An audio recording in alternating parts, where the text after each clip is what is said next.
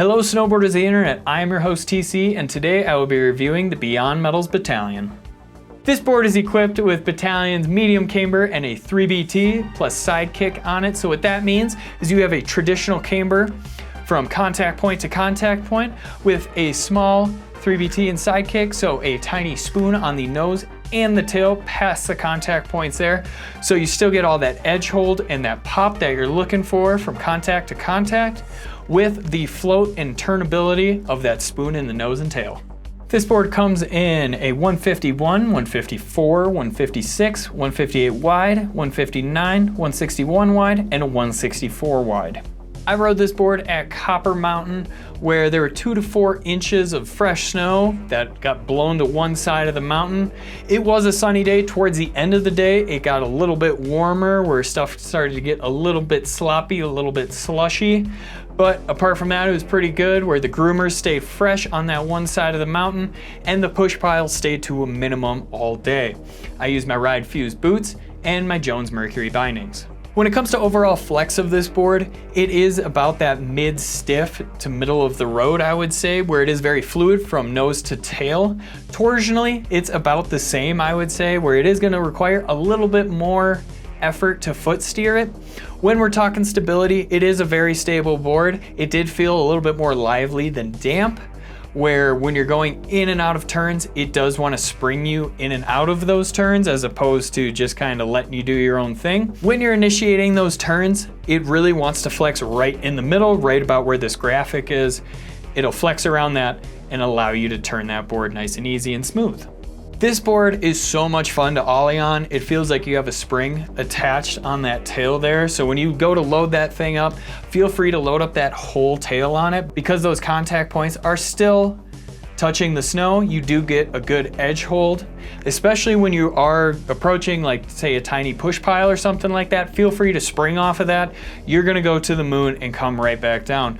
When you're taking it off of jumps, it is very smooth and fluid where you can load that sucker up as much as you want, really use that lip to pop off, and it feels very stable when you're taking off and landing because you do have that full contact zone. You can take this thing off at any size jump, I would say. I had no problem with speed or air time or anything like that. It didn't feel like crazy in the air where I was like, okay, this is gonna be too much. It was totally fine. Feel free to go to that big jump line, go to the big half pipe, do whatever you want. This thing likes the air.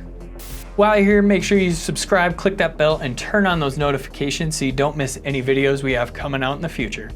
When you're buttering this board, it might throw a little fight your way, but really nothing that you're gonna have to put all your attention into. When you're buttering on the nose, right at this contact zone where you feel the 3BT and the sidekick, that's where you're gonna wanna butter on it. It locks in really well. It will have a little spring out of it, so just be prepared for that. And it goes the same on the tail, where they feel very similar when you're pressing them, that sort of thing. When it gets to jibbing, just keep in mind that where you are gonna have to shift a little bit more weight when you're trying to press on it, that sort of thing. When you're sliding this thing sideways, just be prepared to come onto that rail a little bit more delicately, where if you clank on that thing, it's gonna load up all that camber underneath your feet and spring you right off. So be prepared for that. Be a little bit more gentle when you're approaching rails, that sort of thing. Don't try to disaster it because that thing's gonna launch you into the next rail in the line. When it comes to carving, this board is very agile. It wants to roll over edge to edge, so when you're on those shorter carves, it does want to turn for you pretty well. On those medium carves, it does hold up very well, I would say, where you can attack it with a little bit more speed. Same with those larger carves. I would keep in mind, since the board is a little bit more lively, that on those larger carves, you might get bounced around on uneven terrain or a little bit bigger chunder piles. I didn't really have a giant problem with it, where it's just a thing a stiffer snowboard does, but keep it in mind where once you pop out, it is gonna wanna set that edge again, so just keep in mind. On those Euro carves, it does Euro carve extremely well, where it turns over, it will hold the edge for you, but just be prepared, because with all of that camber, it loads up and it wants to spring you out of that Euro carve, so be prepared. Rider in mind, this board is for the intermediate to advanced rider that likes the airtime, but really wants to do everything on the mountain. I would say more of that like Swiss Army knife snowboarder where they like to do a little bit of everything and not get pigeonholed into just one aspect of snowboarding. If you want to support us further, head on over to Angry Snowboarder VIP. Sure, I could tell you about it here, but we have a great video over there getting really in depth with it. This is one of my favorite boards I've ridden. This is definitely my favorite Bataleon board I've ridden, but this thing could definitely be my daily driver. I enjoyed everything about it. I was like, oh, this doesn't feel like a Bataleon at all. Like, just going back to that Crewzer review again, nothing like it. This board holds an edge, it pops, it does everything that I wanted it to and everything that I like to do on a snowboard. So this thing is absolutely money in my opinion. I love it. You guys should definitely pick one up. Comparable boards: the Ride Algorhythm, the Rome Stale Crewzer, and the Jones Aviator.